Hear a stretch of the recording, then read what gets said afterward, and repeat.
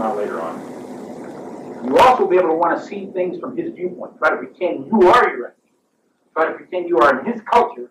Then how does he think? Because then you start discerning his weaknesses, his strength, and the kind of things he's doing. You just say, well, this is the way it is. We're going to do the best we can. You're going to make a lot of blunders. It's called mirror imaging. That's one of the bad things we did during Vietnam. After all, we Americans, with all our technology, are far superior to the Vietnamese. We do what we are doing. They're a bunch of goddamn jungle bunnies to help us. I'm over-dramatizing, but I'm really trying to bring that point home. Very important. In fact, I heard a guy the other day say, you know, if you really think about Vietnam, we not only didn't know our adversary, we didn't even know ourselves. Okay, then this you'll see very often in his statement. Shape enemy's perception, or shape his view of the world. So you can manipulate his plans, his actions, his strategies, his tactics. Now, he doesn't say it directly. He's always talking about shaping his adversary, not being shaped by him, but if you screw it all together, he's talking about really shaping his perception so he can influence his plans and actions. Obviously not to his advantage. Likewise, he doesn't want to become shaped because then he's going to have problems. Very important. And then the third point, attack enemy's plans as best policy, or attack his strategy as best policy. Now, when I briefed this a few years ago in the Pentagon, this was an assistant secretary level guy said, well, how can you do that if you don't have his plan? The guy didn't even understand the sense to it. It's very simple. As remember, if you get inside his system, understand what he's going to do, then, in a very general sense, and you keep moving about, what's going to happen? You begin to shape him. He starts drawing up plans that are not useful in the unfolding situation. So if you don't even know the exact plan, they're useless. So in that sense, you have affected his plan. You have attacked his plan. Maybe not directly, but indirectly. You don't have to have them. If you get them, great. If he finds out, not so good. But you don't have to have them.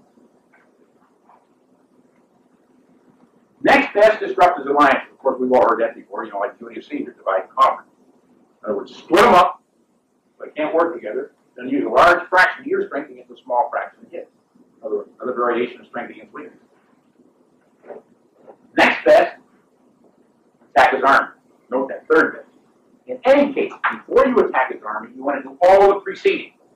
Because you want to place that army in a weakened condition so when you hit it, it comes unglued.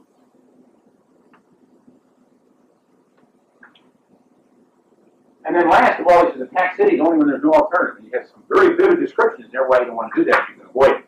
You may have to do it. And guess what? It's as true today as it was in his day. The only thing different is the instruments we use. Still true. Talk to any infantry. City fighting is tough. And then, finally, this point. Employ Chang and Chi maneuver as a basis to pump your strength into his weakness and do it over and over again. So it raises a rather interesting question. What the hell is Chang and Chi maneuver? So how many people here saw the movie Pat? You recall, there were two instances there where he said, hold him by the nose and kick him in the rear. His language is a little bit more colorful, but basically that's what he's referring to. Now you can think of holding him by the nose as being related to Chang, and the kick him in the rear as being related to Chi. Now let me broaden the notion. Think of the Chang as being the direct, the Chi as being the indirect. Or think of the Chang as being the expected, the Chi as being the unexpected. Or think of the Chang as being the obvious, the Chi as being the hidden. You can lay out all various combinations. So in a sense what you're saying, the Chang, you're using the Chang to get to expose his vulnerability weakness to your Chi so you can dive into them and pull them apart. In other words, it's kind of in a mental sense, it's a form of combined arms. You do one thing to get him to expose his vulnerability weakness to another thing, and then you exploit it to the nth degree. Morally, mentally, physically. So it gives you the basic. The Chang is to try to be able to find out what those vulnerabilities and weaknesses are so they can be exploited with your Chi. And you change it back and forth. In any case, what was his desired outcome? Note the first quote. You want to win the whole 9 yards without fighting. So do anything without fighting if you can. In any event, if you do have to fight or go to war, try at least to avoid a protracted war. So here we see sort of the ideas and philosophy of Sun Tzu, and they're as good today as they were in his day. So, rather timeless kind of philosophy. That in mind then, push on. That's for historical background, must have been some early commanders. Here we see, I just have words like Alexander the Great, walking around 300 BC, Hannibal roughly 200 BC. Belisarius, Byzantine commander, roughly around 500 AD. Genghis Khan around 1200, Tamerlane around 1400 AD. And what's my point? All these commanders seem consistent with the ideas of Sun Tzu in one way or the other. But there was a difference between them. The Western commanders I indicate here are more directly concerned with winning the battle, whereas the Eastern commanders were trying to get their adversary all pulled apart before they could hit the armies that come totally unglued. So in that sense, Eastern commanders more closely attuned to the ideas of Sun Tzu. Of course, here I'm referring specifically to Genghis Khan and Tamerlane. Remember, they had access to Sun Tzu. All right, there is some suspicion Belisarius may have had to. In any case, all of them, one way or another, also playing this chain G act. Dazzle them here, hose them here. Got to get the dazzle first, so you set them up with the vulnerability. Because the vulnerability, the dazzle to create the vulnerability. And of course, that's the point we're referring to. Okay, with that in mind, these chain G notions seem to be rather important. So it leads me to this following comment. Since these seem to be important, I want to give you a little bit of feel for what they mean. First in a tactical sense, and next in a battle or grand tactical sense. So let's look at some early notions of what we call that play upon tactics.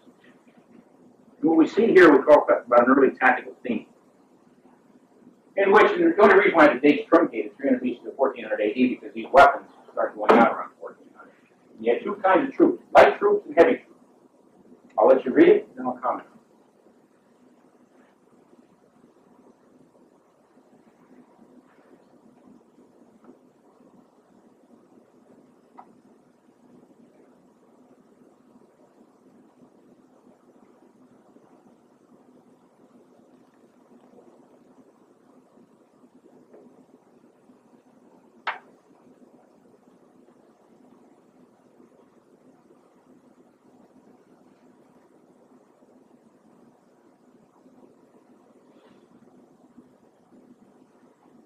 Note here, the light troops, how they protect this statement here. I got the light troops in one sense act as a chain for the heavy troops G and vice versa. In other words, the light troops get the guys set up so the heavy troops can pull them apart or vice versa. You see these things unfold. So the intent is quite clear. You can maneuver or agilize the light troops for pounding the heavy troops. The basic idea behind what today we call combined arms, complementary arms, is use one arm. And the guy, in order to defend against that one arm, makes himself vulnerable to the other arm. If he tries to defend against the other arm, he makes himself vulnerable to this arm. So you set your combined arms up such that if he tries to work against one, he's vulnerable to the other one. That's the way you play. That's why I like to have artillery, tanks here. Try to work against one, weak against another. Once again, that's state. Okay, with that in mind, let's look at some early battles. Make some comments, sum up. These are typical schematics you see in military books like at West Point and other places. And here we see the Battle of Marathon. They indicate roughly 490 BC.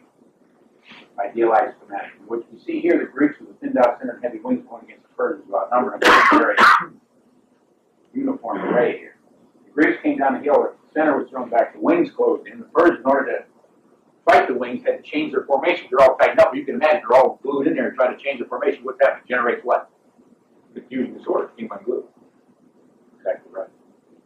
So here, all you have here is an early indication of what I call a double envelop or double out flanking scheme. You can see. I want you to keep that in mind. It's the only thing I want you to remember.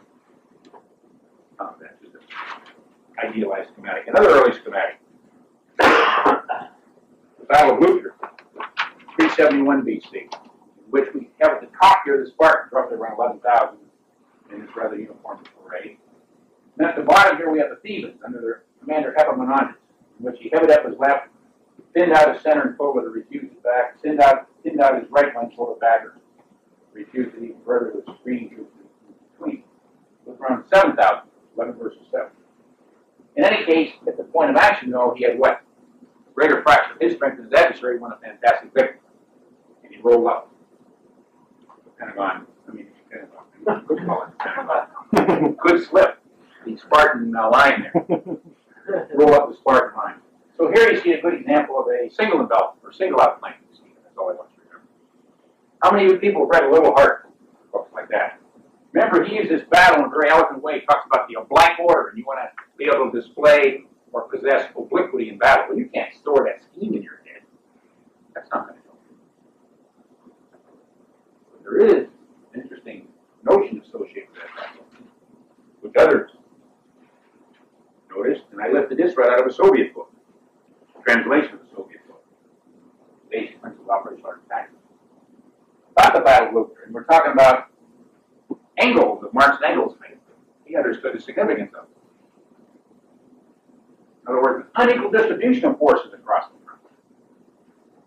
I'm going to point that later on. It's a very important idea, unequal distribution, in order to gain leverage in things.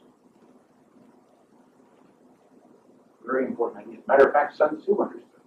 For you people who read Sun Tzu, he said it differently, but the same idea. He said, he who prepares and reinforces everywhere is everywhere weak. That implies unequal distribution. He who prepares and reinforces everywhere is everywhere weak. Frederick the Great later on said, he who defends everywhere defends nowhere. When we come forward, you'll see that. Very important in your activities. Matter of fact, I'll preempt myself here. Napoleon, one time, related to the same idea. Napoleon, one time, why he had his marshals construct a defense for France. And it was his time to review it. He looked at it. He saw all these guys strung out along the border. And he said, what are you trying to do? Stop smuggling? Same idea. They're trying to defend it. Okay. We're going to come back to this. I just want to make that point. Now let's look at two more battles and we'll fold up. Battle of Arbela, or probably more appropriately called Gauzinet, in which we have the Persians under Darius and the Greeks under Alexander. The Persians outnumbered Alexander. Alexander brought his weight over here to the Persian left or toward his right. And he began to make his advance. The Persians then saw a weakness in the Alexander's front, sent some of their troops in here, and that left a gap in their front. Alexander adjusted his stroke and went for that gap. And the result then was inside-out single development scheme. Darius, very confused, of course, for it. Darius fled, and Alexander won the battle. Very famous battle. Very nervous. He barely won it, nevertheless won the battle. One more. The Battle of Cannae. Date indicated roughly 216 BC. And we see here the Romans under this very uniform array going against the Carthaginians under their commander Hannibal, which put his weakest troops forward, his better infantry in his left and right wings here, his heavy cavalry in his left, light cavalry in his right, and the Carthaginian cavalry was actually had about the same number as the Roman cavalry, plus was better. In any case, they drove off the Roman cavalry, came in behind the front in conjunction with the cavalry on the right, on your right, the Roman left here, forced the Roman cavalry to leave the field. Meantime, why the Romans here pushed back the center and stepped into the bag, so to speak. The center, the wings closed in, the cavalry came back, battle of encirclement, battle of annihilation, in which, depending upon the different accounts you read, Hannibal lost around 7,000 troops, the Romans somewhere between 50,000 and 70,000. Going a fantastic rate. You can see what happens when they all start closing. They got to change all their formations. In the meantime, you're pulling them apart. They can't cope. They have to change from everything else. Very ponderous and heavy point. So what's my point here? Well, there's a so-called principle of war called concentration. Well, if you look at that, the Romans more concentrated than Carthaginians, they lost. Marathon. The Persians more concentrated than Greeks, they lost.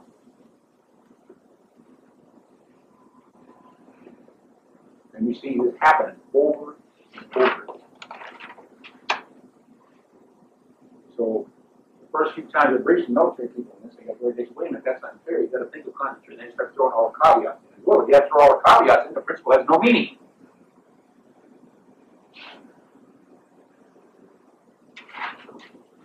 Many other common examples. What's the impression I'm trying to leave you with? And it goes like this. If you look at any one of these battles, in one way or another, they're emphasizing unequal distribution as a basis for leveraging success. In fact, that's what we're talking about always here. Some kind of unequal distribution, uneven distribution, in order to gain leverage. And the claptrap is very resistant. Well, if that's the case, unequal distribution is a key idea.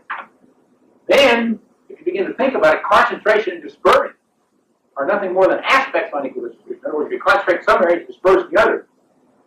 They're both fold under the idea of unequal distribution. Far better. Yet we don't have a principal reward called dispersion, and a principal reward called concentration. We'll get into that later. Beginning my erosive attack upon principal rewards, you probably know. In any case, you begin to see these kind of things begin to play out. You see many authors, historians, other people notice the so-called moral effect. The disturbing effect of flank attack or surprise or those kind of things. How they build doubt, fear, and all those kind of things people can't seem to cope. We don't know what it is yet. We're going to gather that information so we can sort of pin that down and see what we're talking about. With that in mind, let's push on. Come closer to the present. Let's look at Genghis Khan and Napoleon. And we see some advantages he had over his adversary. Mobility, communication, intelligence, and leadership. Intelligence, I'm referring to their intelligence service. Key intelligence. Mobility. Asiatic pony army. Each trooper had more than one pony. And those ponies were trained from birth to follow the pony the trooper was astride. They didn't have to have them tethered. So if one got tired, they just shift to another back and forth. They could go 50 and 60 miles a day after day, foraging, moving on their adversary. So in that context, in that sense, they had much greater mobility than their adversary. As a matter of fact, up to the present time, they had the greatest strategic mobility of any army in history. I'm not saying we should go back to Asiatic pony. I'm talking about a very broad sense, but we have to operate air, sea, and other kinds. Pony strategic like that. Communication. They operated very wide array, very spread out in terms between their major units. Yet they were able to operate in a concerted manner because they had not only messengers or courier service, signaling devices like mirrors in them, so they could work together. Plus a great deal of previous training, so each one could sort of understand what the other guy was doing without, obviously, a great deal of communication. In that sense. We'll talk about this in a minute. Their intelligence service. They penetrated all the way down to Genoa and Venice, totally inside their adversary system. Their adversary didn't know what they were up to. In other words, they were inside their adversary's mind. Or his adversary's orientation, which we get insight sort of view. Their leadership. Under the first great Khan, Genghis later, of a kind today we call you lead by general intention. Decide what's going to be done, the commanders on the spot determine how it's going to be carried out. They're responsible. Very important idea today, which we seem to violate and causes enormous difficulty. And the theme for operations indicated. Note all the kinds of things they're doing here. The idea is to try to pull their adversary apart, exploit their vulnerabilities and weaknesses. Very fast-paced, fast-tempo operation. And also the use of propaganda and terror or to destroy their adversary's resolve. And the way they would do it is an illustrative example. If they're going to take a city, or if one city held out too long, it's slaughter all but a few of the inhabitants, let the other inhabitants go to the other city and say, if you surrender early, you're not going to have to go through this slaughtering. That sort of breaks down resistance. Another way they did it was when they're going to take a province or a city, somebody was resisting too long, they'd march all the other citizens out front, so if they wanted to defend, they had to destroy their own citizens. I mean, these people weren't pleasant people. See, that kind of drains away the result. I'm not saying we should do that, I'm just saying that's what they did. It's not confusing anymore. In any case, their aim was quite simple. But note what I say here. Why we separated strategic maneuver? Let me give you a feel for that by looking at this next schematic. Here we have a schematic of the invasion of Charism Empire. What empire? Charism Empire. Modern day Afghanistan area. You know some of the areas where we got problems in the world right now. And here we have these four units coming through as indicated here. Note the scale of miles. You superimpose over that, you find out that Genghis Khan is coming in on the front over 500 miles wide. Just take this mentally. You superimpose up here, they're coming in the front over 500 miles wide. 200,000 troops coming in an area over 500 miles wide. Not only that, they were outnumbered by the Shah and the Charism Empire. Outnumbered by their adversaries. Matter of fact, the Mongols were almost always outnumbered by the adversary, yet they still won. In any case, there was an early engagement by a Mongol detachment with a large portion of the Shah down here. And even though the Shah won the engagement, it so unnerved him, he stretched his forces out along this river, and the Mongols came up one by one. In the meantime, Genghis Khan came out of the desert and sacked the Car. All of them came together and sacked Samarkand and conquered it. Persian Empire.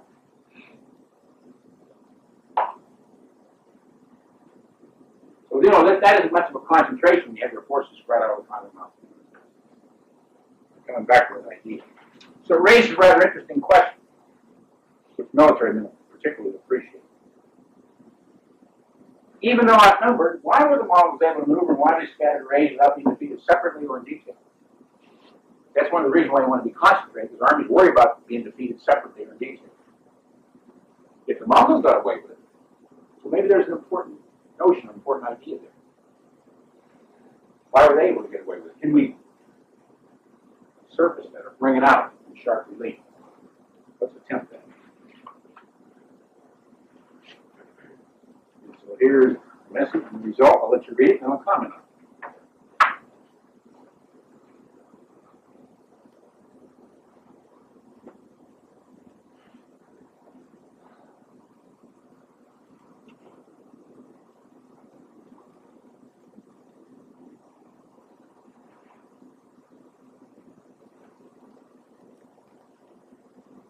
Key point, the Mongols were able to operate at a faster tempo rhythm than their adversary.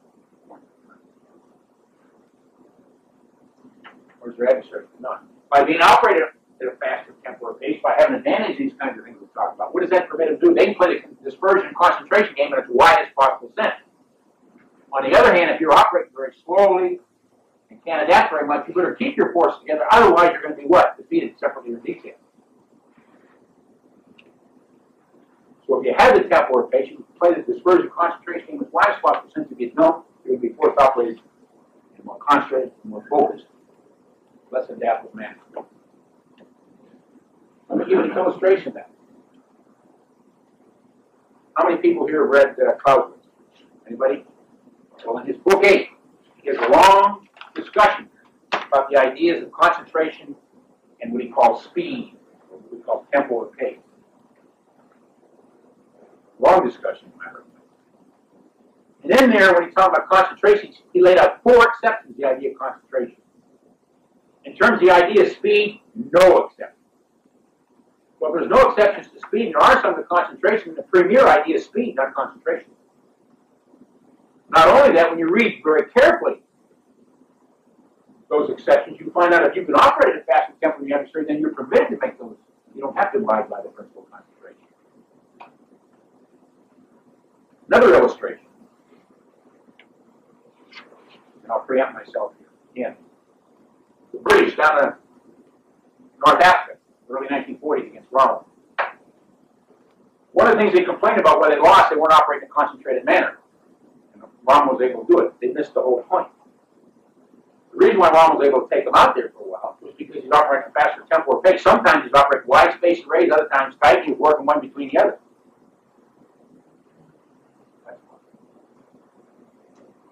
So the key idea, if you can operate at a faster tempo or pace, it gives you greater freedom of action. You play this dispersion concentration game in its widest possible sense. If not, then you're combined. Yet in our principles of war, we don't have a principle of speed, only a principle of concentration, which means we don't even understand that idea. But the Russians, in one of their principles of war, do have the principle of speed or tempo or pace. Remember, I said different countries, they lay out those principles differently. Making the British concentration values. Well, yeah. Not only that, they were also reading wrong communications. Not only that, he was also in Europe when that attack took place. They knew he was there. He was on medical leave. Did that limit the Germans' ability to maneuver because Rommel wasn't there? Well, no, they didn't know it was coming. So remember, they had a lot of deception. They had a beautiful deception campaign. You want to read about it. And all of a sudden, this whole thing folded over. What you're saying is that the British were successful in this case. With intelligence and all that. Many things. Remember, when I'm talking about Udo, you're not just talking about speed. Remember, you've got to have as many things that fit in that. That'll become evidence as we go through it. I'm just laying on preemption. Yeah, you can go fast and right over a cliff. We're a little bit more refined than that. Okay. That'll become evidence as we go through. I'm just laying some preemptions here. You'll see that you'll get a feel for it. Remember, you don't have to be, in fact, the question was raised to me in one of my discussions. I said, well, geez, each guy goes faster and faster, pretty soon you're all going crazy. I said, no, you don't have to do it. You're thinking wrong. If he's fast, you have to be faster. If you're slow, you want him slower. You can always slow him down, as long as your pace is fast. It makes no difference whether you're going. Remember that. It's relative. You don't have to go super fast. If you can't go fast, as long as you slow him down, then you're faster. Even if you're slow, he's slower. Same thing. Just keep that in mind. Don't you lose your perspective. Because you'll see out in terms of gorillas, the way they go against their adversary, we say they go fast or speedy. They're not moving that fast. Their adversary is even slower. So you have to keep that perspective in mind all the time. Like I said, otherwise just going speedy over a cliff. I'm not talking about just physical cliffs, also mental cliffs. So we want to keep those perspectives in mind. Okay?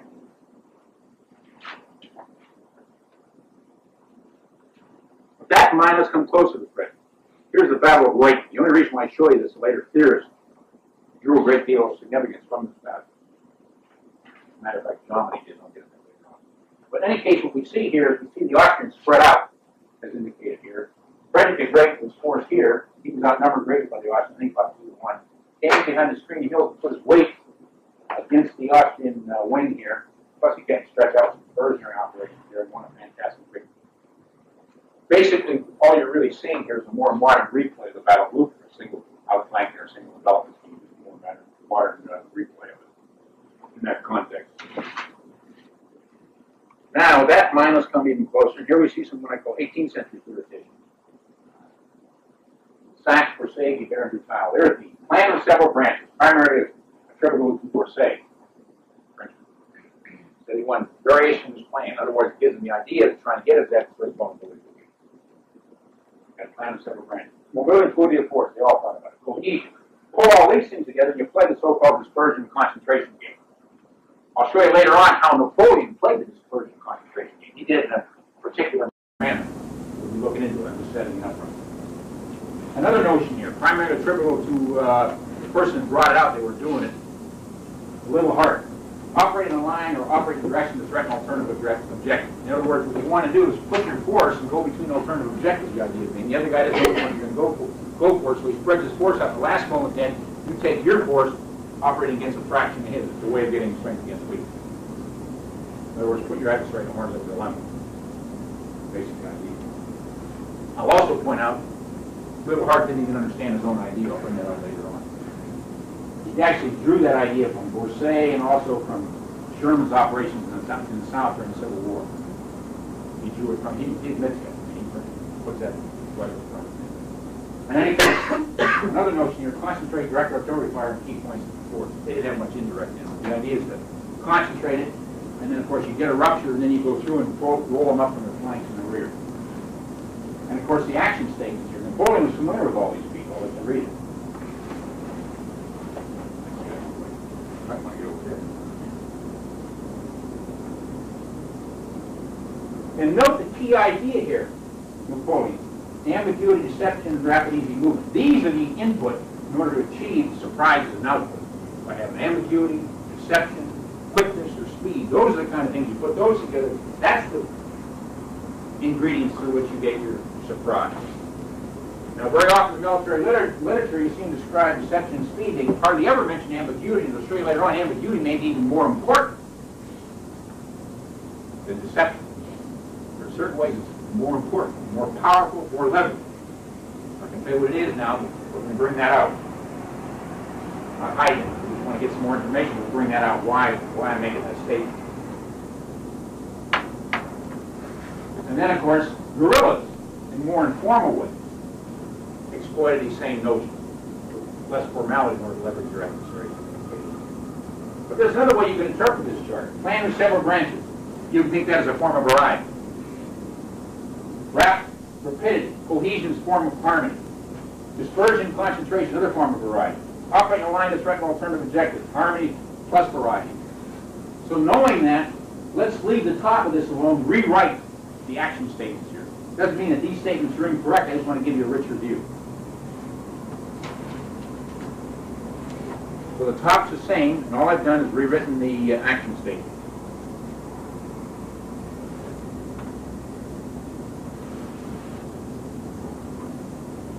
And particularly the negative side, you see the power. So use these things to generate certain things, but if you substitute variety and harmony for uniformity, then what happens? You become less adaptable, more predictable.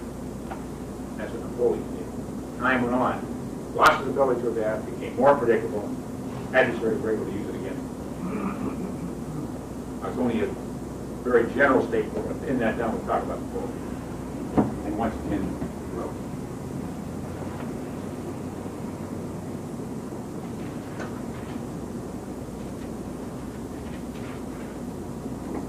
So the impression I want to leave you with then, with all these gentlemen, Sun Tzu, Sachs, Jose, etc., those ideas are home with either regular or guerrilla warfare. Now, why do I make that point? Because very often we like to draw very sharp distinctions between regular warfare and guerrilla warfare on the other hand. That's not too useful, because remember, there's many notions are similar in both. What I'm going to do is I'm going to show you both regular warfare and guerrilla warfare. We'll keep track and show you how one interconnects with the other to become both. Sometimes we draw very sharp distinctions and we get lost, so to speak. We don't want to get lost. I think it'd be a good time to take about a 5-minute break. We'll come back to the point to do that. If you want to take about a 5-minute break, we'll come back. That's nonsense. Because the only way you really generate many options, I've been in the design business, you have to take you have to put assumptions in your math, your algorithms and that, and there's other things you leave out because they're hard to measure. So just because it's hard to measure doesn't mean it isn't important. If we have some of our science engineering majors, well, I can't measure it. You mean because you can't measure it's unimportant. No, it's important. I think, well, and why are we making this sort of thing so optimal? If that's important, it's not included. How do we know it's optimal?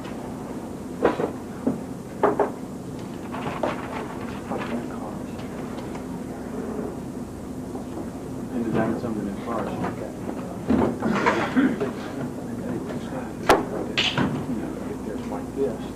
Okay, here's what we left off. Let's go right to the next part. Now what I want to do is I want to talk to you for a moment. What we're going to look at next is what I call the three giants of the 19th century. First, Napoleon, the super practitioner. Next, Clausewitz, the philosopher on war. And next, Germany, sometimes called the systemite on war. You might say, these guys, they've been going a long time. And for a couple of reasons. One, they had a very pervasive influence upon the way we look at war and conflict. In other words, things are inculcated, and this just came out of their time in a very pervasive way. Not all good. In other words, we're maybe hanging on to some images and views that are causing us difficulty. And when you have images or views that are causing difficulty, you might want to get new images or views. Otherwise, you have a prescription for defeat. As a matter of fact, one of the reasons why the communists have done so well against us is not because they're so clever, so to speak. It's because we've been acting like mastodons in some way. Not adaptable. Got to keep that in mind. I want you to keep that in mind all the way through. Now, we don't want to overthrow certain traditional values, obviously. We don't want to retain those things that are going to destroy us. We have to keep that. Okay, with that in mind, I want to look at these three people. And as I already said, because they have a very pervasive influence, we want to get to see what that pervasive influence is. Maybe get some insight as to maybe how we can think of it. Okay, with that in mind, first Napoleon, the super practitioner.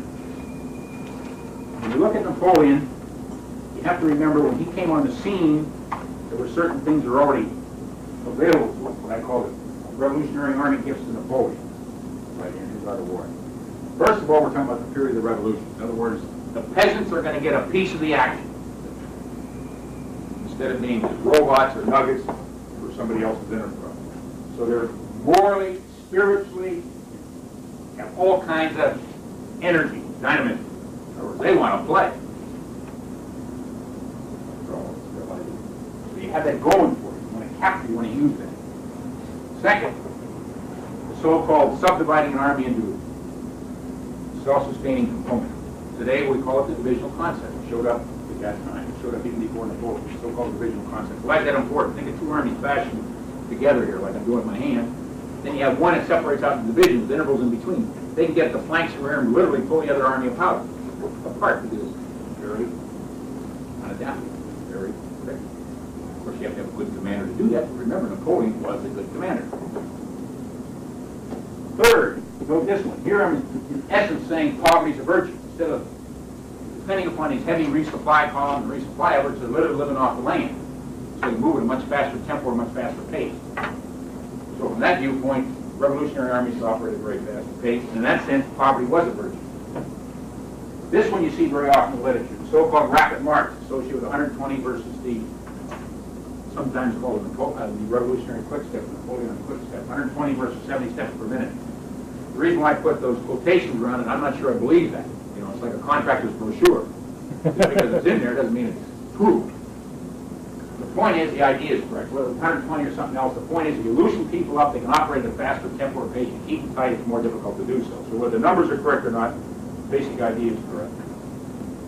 And the idea of the discontinued adherence to the so-called 1791 drill regulations. The regulations which prescribe the use of line and column for fighting and for movement and evolutions between one and the other. The idea means you get some kind of leverage over your adversary. They initially came out in 1788.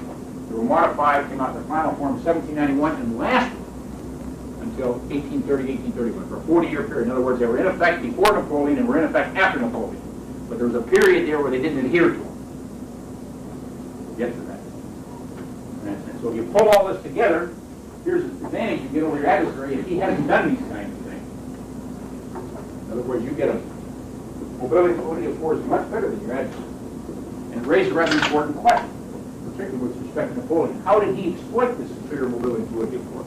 Because his warfare is characterized with mobility, fluidity, quickness, etc. So how did he exploit that? We're going to get into that right now. So let's dive into that. So I want you to look at this chart here. A little snapshot of what I call an aspect of his war. Well, all right, I'll just move it over.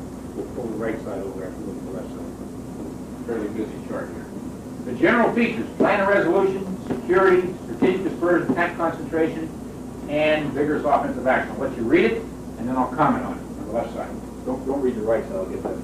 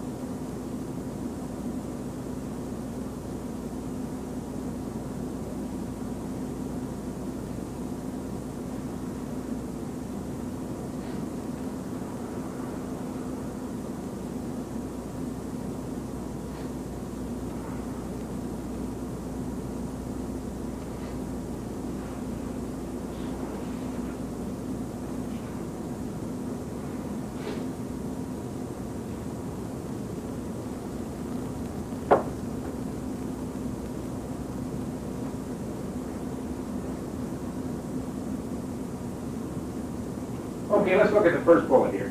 Know what's going on here, all these kinds of things he's doing. The idea is to find out what his adversary is not up to so he can kind of by hypothesis figure out what he's up to. In other words, the basis for not only simplifying his own way he operates, but also removing uncertainty with respect to his adversary. In other words, sort of an inverse corsation. Note his ideas on security. All the different kinds of things he's doing. The key idea is to cloak or mask his movement vis-a-vis his adversary. So he's doing all these kinds of things. Indicated. So in that sense, you can think of the security as being a chain for his vigorous offensive, which is his chief. It's a way it can be thought of. I'll show you some other ways you can think of it. Now, note this third bullet here, which I've depicted as strategic dispersion and tactical concentration. For you people who have read the Napoleonic literature, you usually just see it described differently. They'll describe it as assembly and concentration. Then you have a hard time. What does it mean, the difference between assembly and concentration?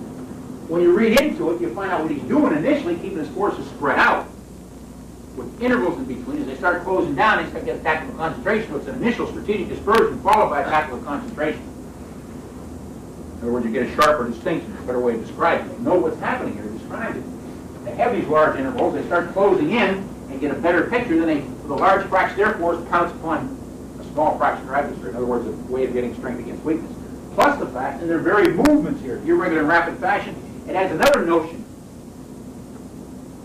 of security. In other words, it acts as a cloaking or masking or amorphous kind of movement too. Hard to keep track of. Remember, if you think back to OODA, you don't get a good observation, your orientation's screwed up, your orientation's screwed up, your decision's screwed up, your decision's screwed up, your action's screwed up.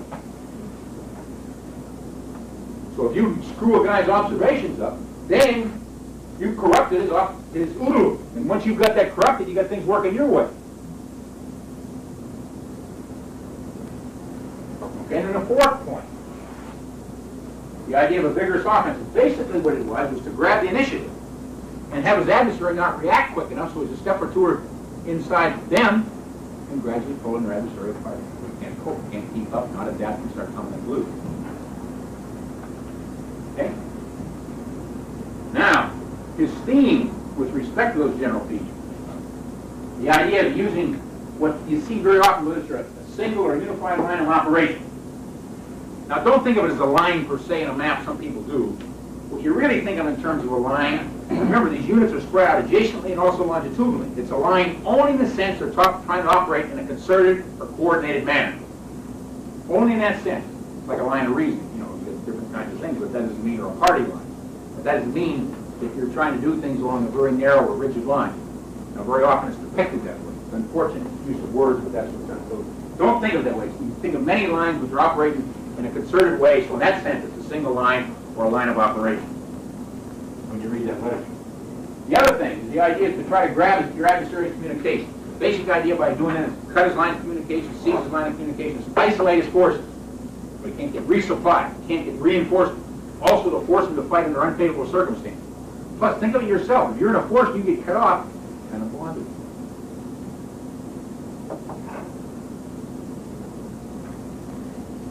Talking about very unique kind of thing. And then, as a result of that, you employ a fraction of your force in order to divert, grab his attention, and hold him down. Then, the other portion of your force is go into his flank, go into his center, in order to pull him apart, whatever is the weak or vulnerable points. So you begin to see here, this is a Cheng and Chi. There's your Cheng, there's your Chi. You can see it right there. You have a Cheng and Chi operation there. I might add at this point,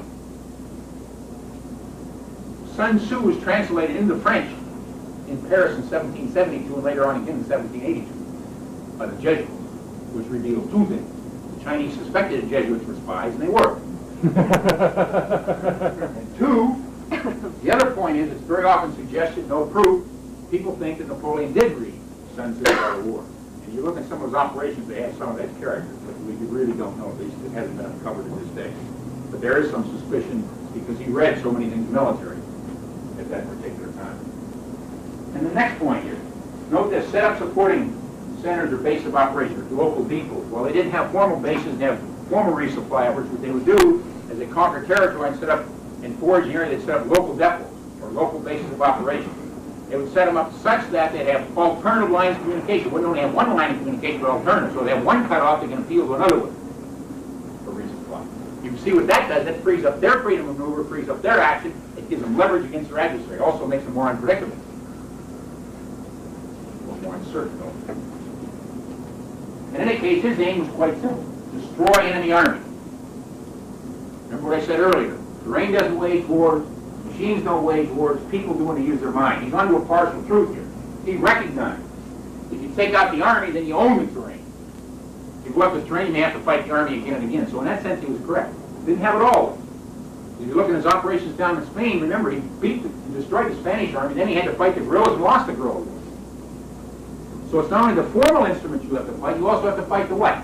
Informal instruments. Or the irregulars, whether it be guerrillas, people, dirty tricks, whatever it might be. Or today we have terrorists, all that kind of thing. It causes problems. But he did have a partial truth. But he tended to think of it more of a formal instruments, as they did back in the latter part of the 18th century, the early part of the 19th century. We see that kind of thing. But note these operations up here. I'll show you some schematics here for you. Tie them up in one direction, hose them over here. Chain and shape. Let me show you a schematic, what I call an idealized schematic. Okay, and I lifted this right out of the book as indicated at the bottom here. The only thing I added was the chain and shape. in which we see is what we call a strategy envelopment. Here's a pinning force here, here's a maneuver force, comes back, cuts off the lines of communications, folds in behind them, they put the pressure on, pull the guy apart. Well, I've never been me again. Okay, you have a pinning force here to tie up your adversary. To grab his attention, force him direct. In the meantime, you go down this maneuver force, comes in the back door here, cuts off his line of communications, as one move, a part of the force, the rest of it folds back in, so these people can't interfere, so now they have these people isolated. So as they try to adjust this, these other people put more pressure on in order to pull your adversary apart. In other words, they're trying to adjust under very trying circumstances. What battle was that? No, this is just a schematic. This is a method that you would apply over and over again in many battles, different ways. You see that kind of thing. That's one notion. I'm just trying to depict the way the chain that she operates. You know, remember Patton said, hold him by the nose, kick him in the rear. You're holding him by the nose, kick him in the rear. Okay, another operation called the strategy of central position. If his adversary was spread out a little bit, or two forces there, a large interval in between, he would strike into that interval and then set in what he calls an SA, a secondary attack here, to keep these people tied up. Use a major force in his force in order to grab these people and try to defeat them, and then after he did that, swing back to the other force. Well, that sounds nice and dandy, but there's a hidden assumption there. You're not going to get away with that unless you can operate at a faster tempo or pace than your adversary. That's not explicitly in that diagram. You've got to remember there's a hidden assumption here. Providing you can operate at a faster tempo or pace, you can do that. Remember the Mongols did that kind of stuff too. But if your operation is slow in that, you're not going to be able to play that game. Okay? Okay, with that in mind, now let's step down to his tactics. And what I'm showing you here, early example of an example of his early tactics, and an example of his later tactics here. And they were so beautifully stated, I thought I would just take the quote. The underlines are mine for emphasis.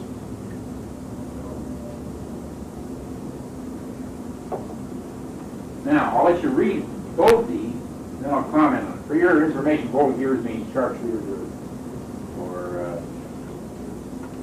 skirmishers. In any case, I'll let you read it and I'll comment on it. Read the left and then read the right, I want to comment on it.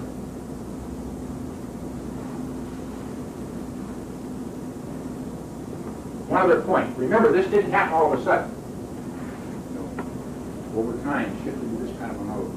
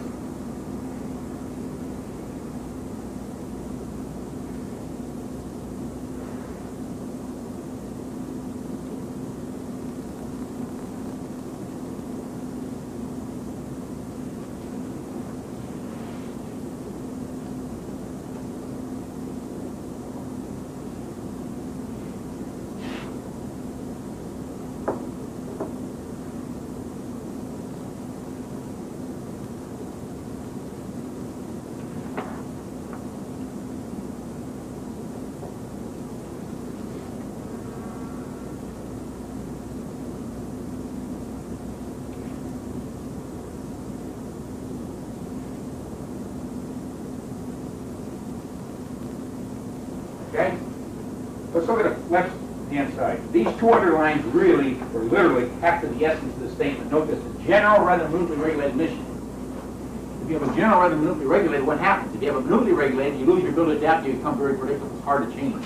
General mission, you become more adaptable, less predictable. That's the key idea there. And with that more adaptable, less predictable, then you can start exploiting his so-called the chinks in his armor. In other words, exploit his weaknesses, his vulnerabilities. Now let's go to the right side. Heavy bombardment, you're attacking his strength. Fashion away.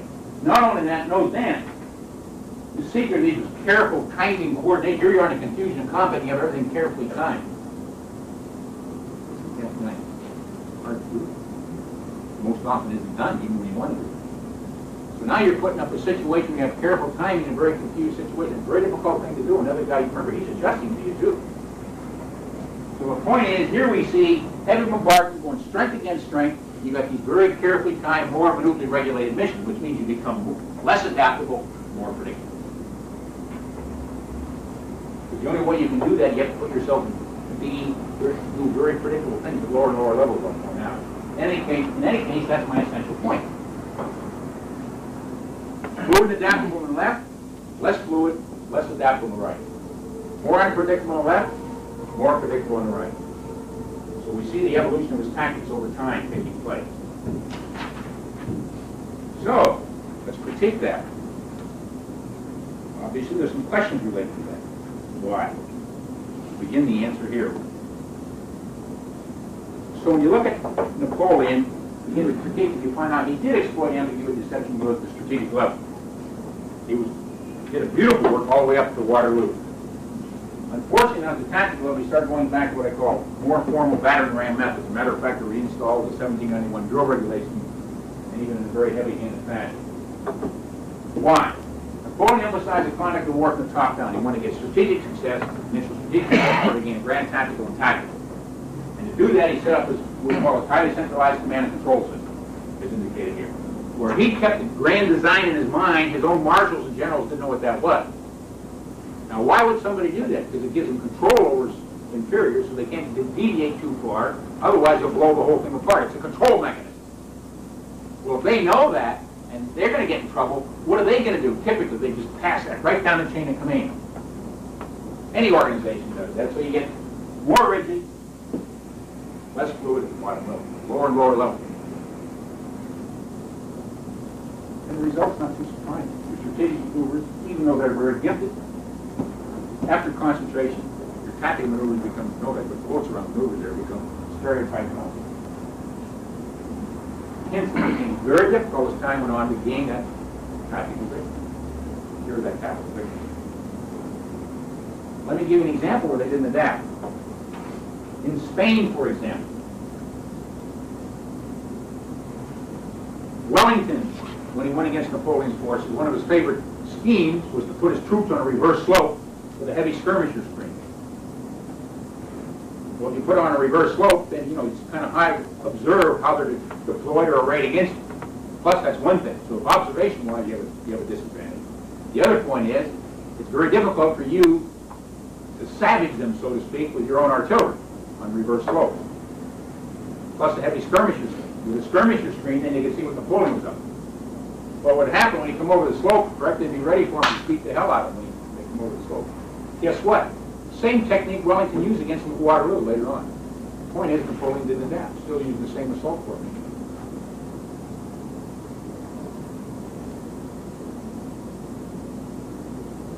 Very important. Same kind of repeatability. Just keep that in mind. So partial critique so far. We'll actually make it more involved after we look at Clausewitz and Jomini. Remember, Clausewitz and Jomini came out of the Napoleonic period. In a sense, they were trying to articulate the type of warfare that Napoleon was trying to wage. In any case, the point. Strategic flaw followed by stereotype and ruinous tactical assaults. In other words, I give him credit at the strategic level, not going to fit down to the tactical level. The moves become obvious, less adaptable, more clear. You see that over and over. Okay, with that in mind, let's look at Clausewitz, the philosopher of war. And what we find out, he dwelled very heavily upon the character and nature of war. And he comes up with the same statement. War is an act of policy to use violence to impose one's will upon another. In other words, if you think about that, you recognize you've got an opponent you're working against, not just some inanimate object. Matter of fact, he makes the point. Duel or an act of human interaction directed against an animate object to react. You're not sure of it. And if you don't know that, that adds what he calls uncertainty. Uncertainty of information acts as an impediment to vigorous activity. In other words, if you're uncertain, you have doubt, it acts as an impediment. physical activity. And he describes some of those things that add to that.